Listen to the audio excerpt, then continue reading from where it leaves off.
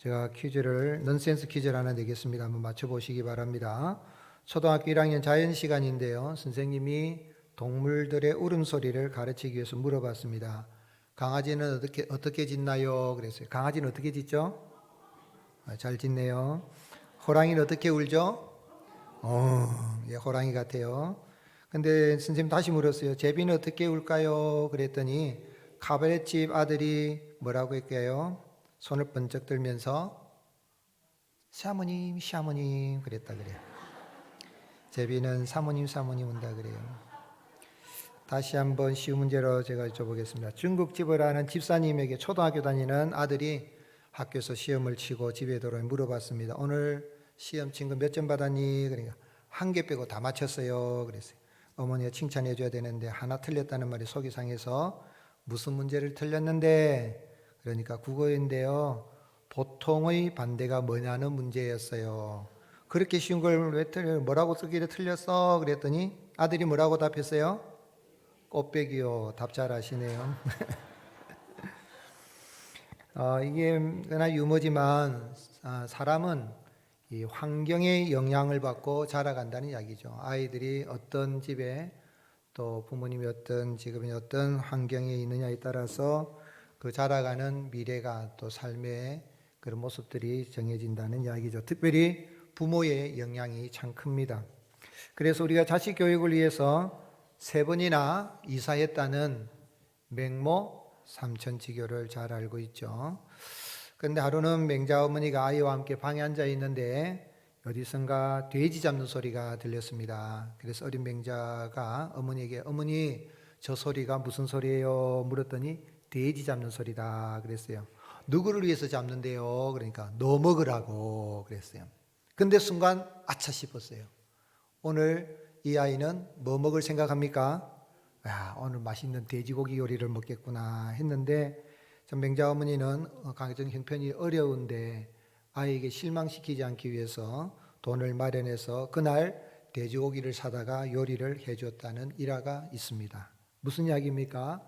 우리가 이렇게 자녀를 길러가다 보면 쉽게 이렇게 말을 한 다음에 약속을 지키지 않는 경우가 있는데 이 맹자의 어머니는 아들에게 내가 그냥 순간적으로 말을 했지만 그 말에 책임을 지기 위해서 최선을 다했다는 그런 모습이죠. 오늘 우리 신앙생활하면서 결국은 부모의 그 말 한마디, 책임성 있는 그런 말 한마디가 참 중요한 걸 볼 수가 있습니다. 오늘 어린이 주일인데요. 다음 세대 우리 아이들, 우리 자녀들 또 이런 신앙의 유산도 우리가 잘 물려주고 또 믿음의 본을 우리 부모들이 잘 보여서 우리 가정이 하나님이 기뻐하시는 천국 가정 공동체로 잘 세워져 갈 수 있기를 예수님의 이름으로 축복합니다. 또한 우리 교회는 하나님의 가정 공동체입니다. 제가 부임한 이후에 주일 낮 설교 때는 우리는 하나님의 한 가족입니다. We are the family of God 하는 그것을 따라하고 우리가 하는데 정말 그렇습니다. 우리 교회도 하나님이 기뻐하시는 하나님의 가정 공동체, 가정 천국, 교회 천국을 이루어가는 가운데에 늘 믿음 생활 기쁘게 하고 은혜롭게 하고 행복한 삶을 살아갈 수 있기를 주님의 이름으로 축복합니다. 그런데 오늘 읽은 말씀은 이게 어떤 배경에서 주님이 이런 말씀하셨냐면 오늘 1절에 보면 그때에 그랬습니다. 그때라는 말은 그 앞에 17장 이 후반부에 나오는 그 배경을 두고 있죠. 그래서 이 예수님의 이런 제자들이 이렇게 세금을 내지 않는가 싶어서 이렇게 성전세를 내야 되는데 베드로에게 와가지고 너희 선생은 이 반세겔 되는 성전세를 왜 안 내느냐 이렇게 이야기를 했습니다. 그래서 내신다 하고 집에 가서 들어가서 예수님께 이야기하니까 예수님이 네 생각은 어떠냐? 세상 임금들이 누구에게 세금을 받느냐? 국세를 받느냐? 받는 자가 자기 아들이냐? 이 타인이냐? 그러니 타인입니다. 그랬어요. 그러면서 예수님은 이 말씀 속에서 우리는 내가 하나님의 나라의 왕이고 또 너는 예수님 믿어서 하나님 나라의 자녀가 됐으니까 세금 낼 필요가 없다. 그런 이야기죠. 그러나 아들들은 세를 면한다. 그러나 우리가 다른 사람을 실족하지 않기 위해서 이렇게 해서 시험에 들지 않기 위해서 네가 가서 바다에서 낚시를 해서 먼저 오르는 고기를 가져다가 입을 열면 거기에 돈 한 세겔을 얻을 것이라. 그것을 가지고 너와 나를 위해서 가서 세금을 내도록 해라. 그런 이야기였습니다. 그래서 이 베드로와 제자들은 우리가 하나님 나라에 우리가 아들, 딸들이 되었구나. 이제 그런 전제 속에서 그때에 이 말씀을 한 겁니다. 그런데 제자들은 그래? 그럼 하나님 나라에서 누가 큰 자리 차지할까? 이제 그게 이제 궁금한 겁니다. 지금 우리가 대선을 앞두고 있는데 다들 뭐 대통령 자기가 되겠다고 지금 난리를 치고 있고 다른 사람 허물을 막 들춰가면서 공격을 하고 이렇게 네거티브 전략도 세우고 하는데 똑같은 거예요. 제자들 몇 명입니까? 제자들이 12명이잖아요. 근데 12제자들이 그 몇 명 되지도 않는데 도토리 키재기 하는 것처럼 누가 크냐 싸운 거예요. 다툰 거예요. 그러면서 이제 천국에서 하나님 나라에서 누가 큰 자입니까? 이런 물었을 때 예수님이 한 아이를 세워서 너희가 어린아이들과 같이 되지 않냐면 결단코 천국에 들어가지 못한다. 천국에는 어떤 사람이 들어갈 수 있다고요? 어린아이들과 같이 되어야 간다는 거예요. 그런데 이게 심각합니다, 여러분. 여러분 정말 어린아이들처럼 순진하고 좀 부모님 말씀도 잘 듣고 그렇게 겸손하고 그러면 천국에 들어가는 겁니까? 천국은 어떻게 들어가는 거죠? 이제 주님은 분명히 그래 말씀하셔서 어린이들과 같이 되지 아니하면 결단코라고 그랬으니까 이거는 절대로 들어갈 수 없다는 말이에요. 어린아이처럼 돼야 된다는 거거든요.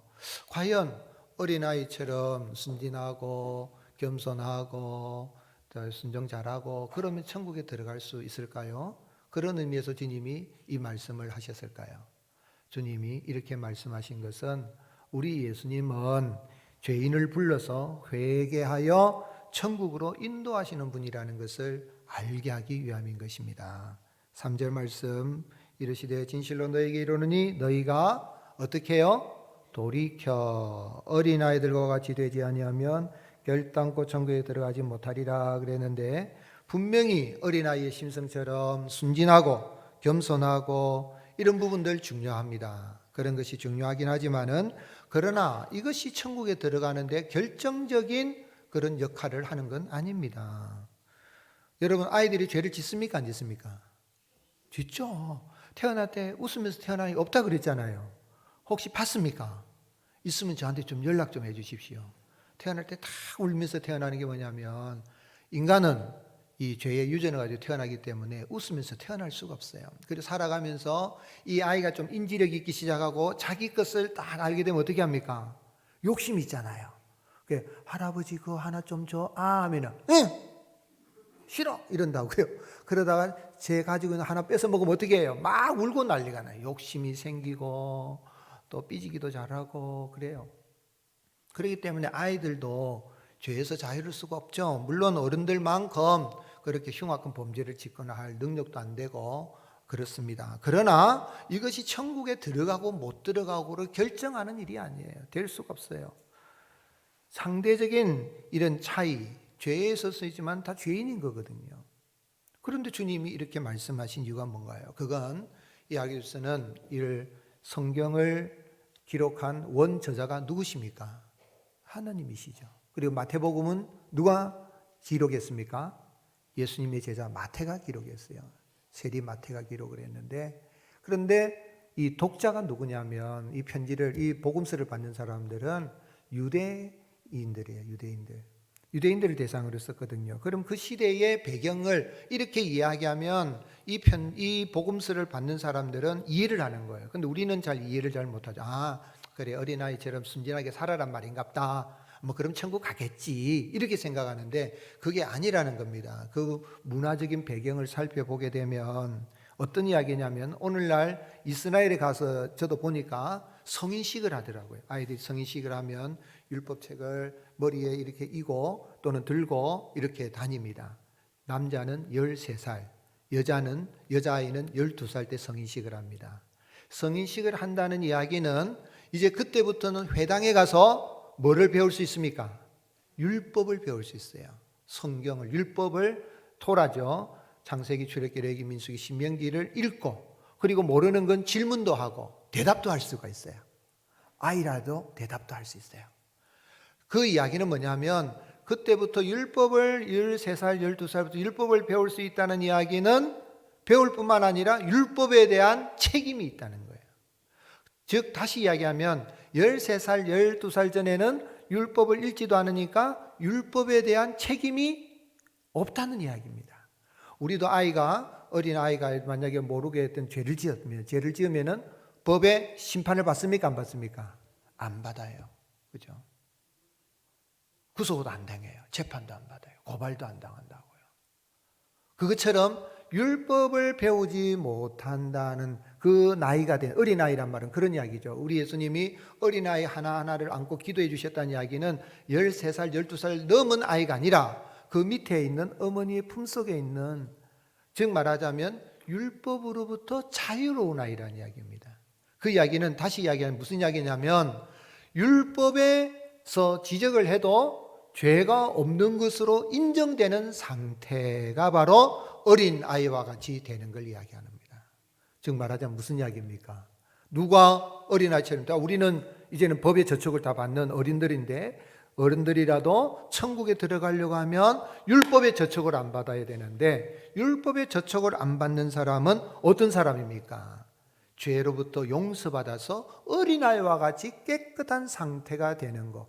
어린아이가 그 법에 따라서 저촉을 받지 않는, 정죄를 당하지 않는 그러한 상태, 그 율법에서 해방된 상태, 율법의 면책 특권을 가지고 있는 상태가 되어 있는 사람, 즉 천국은 죄가 있는 사람은 들어갈 수가 없는데 죄의 마귀의 어떤 율법의 이런 정죄로부터 벗어난 상태, 어떤 사람이 회개하여서 죄사함 받고 깨끗하게 거듭난 사람이 천국에 들어간다는 이야기입니다. 그래서 천국은 바로 돌이켜라는 단어가 중요해요. 이 돌이킨다는 말, 13절에 돌이켜라는 말은 헬라어로는 스트레포라 그래요. 스트레포라 하는데 이건 뭐냐면 이 방향을 바꾸는 걸 말합니다. 제가 서울을 가는데 방향을 잘못 가고 있어요. 저기 광주 쪽으로 가고 있으면 어떻게 됩니까? 방향을 바꿔야 되는 거죠. 그래서 turn my direction, 나가 가고 있는 그 방향을 바꾸는 게 바로 이 스트레포라는 단어예요. 무슨 이야기냐면 하나님을 등진 인생이 하나님과 원수되어서 죄짓고 살아가는 인생, 법으로 딱 지적하면 재판을 받아서 사형받아야 되는, 죽는 거죠. 그런데 회개하여서 돌이켜서 하나님께로 나가는데, 그리고 십자가에서 피 흘려 죽으신 예수 그리스도를 믿는 믿음으로 구원받아서 천국에 들어감을 이야기하는 것입니다. 그래서 너희가 돌이켜 어린아이가 되지 아니하면, 이 말은 어린아이와 같이 율법에서 자유한 자, 즉 돌이켜 회개함으로 율법이 고소할 거리가 없게 된 자가 되지 않으면 천국에 들어갈 수가 없다는 이야기입니다. 그래서 이 돌이켜라는 이 단어를 이 킹제임스 흔정역에서는 뭐라고 번역했냐면, 따라 하시겠습니다.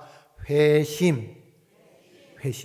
회개하여서, 회심하여서 마음이 다 완전히 바뀌어져서 죄로부터 벗어나서 하나님께로 나아가는 그런 은혜가 있어야 구원받고 천국 백성이 된다는 이야기입니다. 제자들은 천국에서 누가 큽니까? 물었지만 예수님은 그 전에, 누가 크냐 이걸 따지기 전에 먼저 천국에 들어갈 자격을 얻어야 되는데, 어린아이와 같이 율법에서 자유한 상태, 즉 돌이켜서 회개하여 죄로부터 완전히 용서받은 사람이 구원받아서 천국 백성으로 거듭난다는 이야기죠. 그래서 예수님이 세례를 받으시고 이제 광야에서 40일 동안 마귀에게 시험을 받으시고 이기신 후에 첫 일성, 공생의 사역의 첫 외침이 뭐였습니까? 마태복음 4장 17절 같이 읽겠습니다. 시작. 이때부터 예수께서 비로소 전파에 이르시되 회개하라, 천국이 가까이 왔느니라. 회개하여 예수님을 믿어야 천국 백성으로 거듭나게 되고 천국에 들어가게 되는 것입니다. 오늘 어린이 주일인데요, 우리 어른들이, 우리 성도님들이 자녀들에게 어떤 유산을 제일 많이 물려주고 싶다 그래요? 신앙의 유산. 그러면 신앙의 유산이 어떤 게 신앙의 유산일까요? 재산을 하는 건 돈이 있어요. 돈도 보이고 집을, 땅을 다 있잖아요. 그럼 신앙의 유산은 게 무슨 패키지 만들어서 선물 보따리로 물려줄 수 있어요? 신앙의 유산, 말로는 신앙의 유산 하지만 뭐를 점검해야 되느냐 이 말입니다. 뭐를. 그건 뭐냐면 내 자녀가 돌이켜 회개하여 예수님을 구주로 영접한 경험이 있는가 없는가, 그걸 점검하는 게 제일 중요한 거예요. 교회만 왔다 갔다 했는데 회개한 경험이 없어요. 돌이킨 경험이 없어요. 회심의 은혜가 없어요. 그러면 가만히 살다가 청소년 시절 지나고 청년 되고 그러다 보면 예수님을 돌이켜 회개한 적이 없으니, 회심한 적이 없으니 죽으면 다 어디 갑니까? 지옥 가는 거예요. 예배당에 오는 것도 중요해요. 그런데 그보다 더 중요한 건 부모들이 점검해야 될 건 내 아들, 딸이, 내 손자, 손녀가 돌이켜서 회개하여 예수님을 구주로 영접한 경험이 있는가, 예수님의 영접을 받은 적이 있는가, 구원을 점검해 봐야 돼요. 그게 신앙의 유산이에요. 자, 보세요. 신앙의 유산을 예수님을 구주로 영접하고 있으면 그 안에 누가 있어요? 그 아이에게는 예수님이 계십니다. 아멘이십니까? 성령이 있죠. 그러면은 이 아이가 혹시 격길로 가다가도 그 안에 계신 예수님이 어떻게 합니까? 바른 길을 갈 수 있도록 인도해 주는 거예요. 제가 지금 우리 교회에서 지금 장로님들하고 지금 계속 논의하고 있는데, TF를 구성이 뭐냐면 아이들이 엄마 아빠 같이 예배 드리는 공동체를 만들려고 지금 올해는 반드시 만들려고 제가 이렇게 장로님들 의논하고 있는데, 굉장히 중요한 게 뭐냐면 지금 아이들이 따로 예배를 드리고 있지만은 엄마 아빠 같이 예배 드리는 가운데 뭘 봐야 되냐면 구원의 은혜. 근데 아이들 따로 다니면서 이제 고등학교 3학년 대학에 떨어져서 제가 만나가지고 아이고 그래 힘내라, 하나님 사랑하시니까 하나님 도와주실 거니까. 하나님 어디 있어요? 예수님 있으면 왜 나 떨어지게 해요? 이러는 거예요. 내가 밥도 사주고. 말하자면 그 속에 누가 없다는 거예요? 예수님이 없어요. 예수님 믿어도 구원받았으면 떨어져도 내년에 치면 되잖아요. 의인은 7번 넘어져도 8번째 일어난단 말이에요. 구원의 확신, 회개하여 돌이켜 회심의 은혜가 있으면 그 하나님 자녀로 거듭나면 천국에 들어가게 되면 누가 책임져 주시는 거예요? 예수님이 책임져 주시는 거죠. 그래서 저도 우리 아이들 3명을 기르면서 반드시 구원 점검을 한 거예요. 지금도 제가 아이들이 다 이제 성인이 됐지만은 어릴 때에 이렇게 우리 큰아이가 예수님 영접 너무 좋아가지고 예수님 나오고 계신데 어떤 때 속이 좀 답답했나 봐요. 그런데 엄마 자꾸 예수님이 나오려고 그러셔. 그런데 여러분, 예수님이 나오셔야 안 나오셔요? 아이 표현이죠. 아이는 뭐예요? 내가 예수님을 했다는 거예요. 영접했다는 거, 돌이켜서. 이게 중요한 거예요. 구원 점검을 잘 해봐야 돼요. 그러려면 누가 먼저 이런 돌이켜 회개하는 은혜를 경험해야 되겠습니까? 부모가. 교회 왜 다닙니까, 여러분? 교회 다니는데 예수님이 여호와 하나님이신 줄도 모르고 목사가 그렇게 복음을 전해도 교회 그냥 목사 좋은 이야기 하지 그냥 안 다니면은 조금 현대인에서 조금 뭔가 사람이 좀 떨어져 보이고, 그런데 교회 다니면 좀 고상해 보이고 그런 거지 천국이 어디 있어? 아니에요, 여러분. 먼저 돌이켜 회개하여 예수님의 구원의 은혜를 받은 그 부모를 보고 아이도 나도 우리 엄마처럼 예수님 구주로 믿고 살아가야 되겠다. 어려움이 있어도 나도 용기를 가지고 살아가겠다는 은혜를 아이가 받는 거예요. 부모가 먼저 뭡니까? 돌이켜서 회개하여 천국 백성을 거듭나는 은혜를 경험하고 그 아이 점검하면 이 아이도 거듭나는 은혜를 경험하게 되는 겁니다. 천국 백성으로 거듭나게 되는 겁니다. 부모의 영향이 중요한 거예요. 이런 우스갯소리가 있죠. 저 서울에 이 콩가루 가족이 살고 있었어요. 집안이 콩가루야. 남편은 남편대로, 아내는 아내대로, 자식은 자식대로 막 이렇게 하는데 가족회의를 했어요. 야, 우리 이리 살아 되겠냐? 우리는 세상에 별 유익도 못 주고 하니까 우리 가족 저 63층 빌딩 올라서 뛰어내려 죽자 그랬어요. 63층 빌딩 올라서 이제 뛰어내렸어요. 뛰어내렸는데 남편은 제비처럼 썩 날아가지고 사뿐히 살아났어요. 그리고 또 부인은 날라리가 돼가지고 날라리에서 또 사뿐히 살아났어요. 그리고 자녀들은 비행소년이 돼가지고 비행하여서 다 살아나. 한 사람도 다치지 않았던 우스갯소리인데 무슨 이야기입니까? 그냥 우스갯소리지.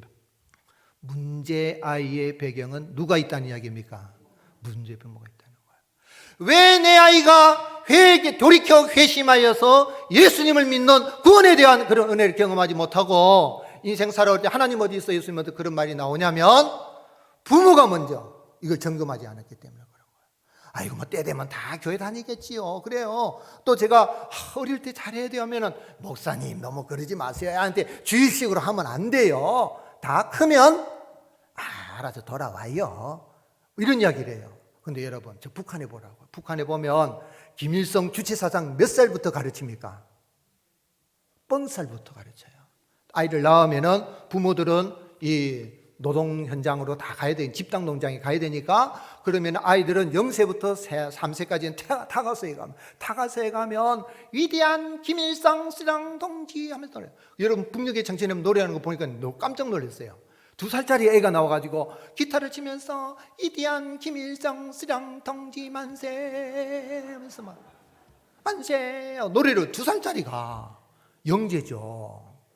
그러다가 4살 때부터 딱 유치원에 가면은 그때부터는 김일성 혁명활동, 항일 유적대 이야기, 당의 영도에 대한 교육을 해요. 막 절대로 비판을 못 해요. 우리는 막 대통령도 비판하고 뭐 다 비판하고 자기한테 안 좋은 판결 내리면은 사법 어쩌고 폭격해라 그러고 막 난리법석이잖아요. 국회의원도 웃었고 막 어른도 웃었고 그런데 북한에는 안 그런 거예요. 왜요? 어릴 때부터 비판 못하게 하는 거예요. 그래가지고 딱 이제 초등학교를 졸업하고 초등학교 들어가서 고급 중학교 들어가면 김일성 혁명 역사, 김일성 혁명 이런 어떤 교리 이런 것들을 가르쳐 가지고 김일성은 하나님이라고 가르쳐요. 책을 봤거든 저도. 군에 있을 때 교육시키는데 김일성은 하나님이라는 소책자가 있어요. 그걸 가르쳤는데 뻥살부터 가르쳐요. 그런데 우리 아이들은 영어 수학 가르치는데 바쁜데 교회에 간다면 일주일에 딱 1시간도 그것도 목사 또는 우리 교육자들 설교하는 거 한 30분 하는데도 그것도 그냥 제대로 못해요. 여러분 우리 아이들에게 신앙의 유산을 물려준다는 이야기는 구원 점검을 확실히 돌이켜 회개하여 예수님 믿고 천국 백성을 거듭나게 하는 그런 은혜 그걸 점검할 수 있기를 바라고 먼저 부모님들이 은혜에 감사하며 살아갈 수 있기를 예수님의 축복합니다. D.L. 무디 선생님이 전도를 하는데 이제 그전에는 전도자이시지만은 아주 그전에 주일학교 교사였어요. 전도를 많이 했어요. 전도에 하루는 이제 전도 보고서에 이제 하는 사람에게 이제 보고서를 써냈는데 오늘 내가 2사람 반을 전도했다는 거예요. 그러니까 어른 2사람하고 아이 1명 전도했나 보죠. 그러니까 아니고 아이 2명과 어른 1사람 전도했습니다. 이건 무슨 말입니까? 어른들은 반 평생을 다 살았고 아이들은 뭐예요? 전 평생을 살 수 있기 때문에 어린아이 전도가 더 온전한 겁니다. 그런 이야기를 한 거예요. 오늘 여러분 우리 아이들에게 다른 거는 몰라도 교회에 오는 것도 중요합니다. 점검하지만 제일 중요한 건 신앙의 유산을 물려준다는 이야기는 돌이켜 회개하여 죄가 없는 상태에서 천국 백성 거듭나는 그런 은혜를 부모도 누리고 우리 아이도 그런 은혜를 누린지를 점검하고 우리 신앙의 유산을 잘 잊어서 우리의 자녀들이 천국 백성으로 하나님의 자녀로 자라가고 우리 가정도 천국 공동체로 세워지는 은혜가 있을 수 있기를 주님 축복합니다. 그럼 이 은혜를 받으면 우리가 어떻게 살아야 되겠습니까? 따라 하시겠습니다. 낮은 자세로 섬기는 곳에 천국이 임합니다. 자 보세요. 주님은 제자들은 천국에서 누가 큽니까? 했는데 야 크고 작고는 따지기 전에 먼저 천국에 들어가는 걸 이야기했습니다. 돌이켜 어린아이가 되는 천국에 들어가면 그 다음에 주님 하신 말씀이 있죠. 4절 같이 읽겠습니다. 그러므로 누구든지 이 어린아이 같이 자기를 낮추는 사람이 천국에서 큰 자니라. 자 보세요. 어린아이들이 잘하는 걸 뭘 잘합니까? 부모님이 야단을 치면 아이들이 뭐래요? 잘못했어요. 다시는 안 할게요. 그래요. 어른들은 야단치면 뭐라 합니까? 어쩔 수 없었다. 니는 잘하나? 이런다. 아이들은 잘못했어요. 용서해 눈물만 딱딱 흘려. 우리는 눈물도 잘 안 흘려요. 어른 되면 마음이 완악해져. 아이들은 뭡니까? 회개를 잘한다는 이야기는 자기를 낮추는 거예요. 하나님 앞에서 부모님 앞에서 또 자기들보다 잘하는 어른들 보면 아이고 멋지다 좋다 이렇게 해요. 그런데 우리는 어른들은 어떻게 해요? 누가 잘하면 은가히 잘났네 이렇게 나오고요. 우리 아이들은 아이고 좋다 나도 저랬으면 좋겠다 이런 마음이 있어요. 왜냐하면 자기를 낮추는 거예요. 천국 백성이 되면 마음이 낮아지는 거죠. 그래서 낮아지니까 모든 사람들을 예수님이, 내 안에 예수님이 계시니까 모든 사람들을 예수님의 이름으로 영접하는 겁니다. 5절, 또 누구든지 내 이름으로 이런 어린 아이 하나를 영접하면 곧 누구를 영접하는 거예요? 예수님을 영접한 거예요. 예수님을 영접 구원받았으니까 모든 사람을 예수님의 이름으로 영접하고 사랑하는 거죠. 나는 시기가 날 수도 있고 질투가 날 수 있지만 내 안에 누가 계시니까요? 예수님이 계시니까 사랑하고 축하해주고 막 그러는 거예요. 그런데 특별히 안 믿는 사람들도, 우리가 불신자들도 그렇게 돼야 되지만 특별히 믿는 성도들, 교회 안에서 믿는 성도들, 예수님이 지금 하신 말씀은 너희 12명밖에 되는데 왜 누가 크냐고 다투느냐. 그래서 6절, 누구든지 나를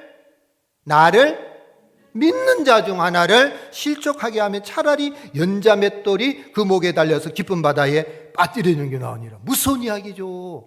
내가 예수님 돌이켜 회개하여 예수님 믿고 천국 백성이 됐으면 내가 이 땅에서 천국을 경험할 수 있는 길이 뭐냐면 믿는 사람을 우리가 잘 소중하게 여겨야 되는 거예요. 죄를 안 짓게, 이게 실족한다는 이야기는 이건 죄를 짓게 만드는 걸 말하거든요. 오늘 여러분, 나를 낮추고 내가 겸손하신 예수님을 닮아서 겸손히 섬기고 나가면 죽어서 천국뿐만 아니라 바로 여기에서, 우리의 가정에서, 우리 교회에서 천국을 누리고 경험하게 되는 겁니다.